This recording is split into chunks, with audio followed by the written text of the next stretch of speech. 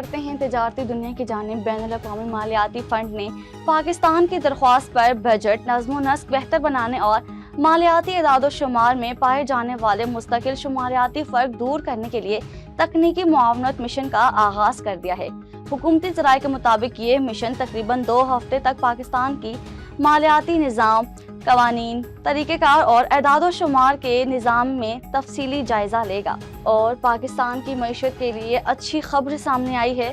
سندھ کے ضلع سانگھڑ میں واقع گنبٹ ساؤتھ بلاک 2 سے گیس کی پیداوار میں اضافہ ریکارڈ کیا گیا ہے۔ ترجمان PPL کے مطابق گنبٹ ساؤتھ بلاک میں موجود GPF2 سے اب روزانہ 60 MMCFD گیس حاصل کی جا رہی ہے، جو اس سے قبل 55 MMCFD تھی۔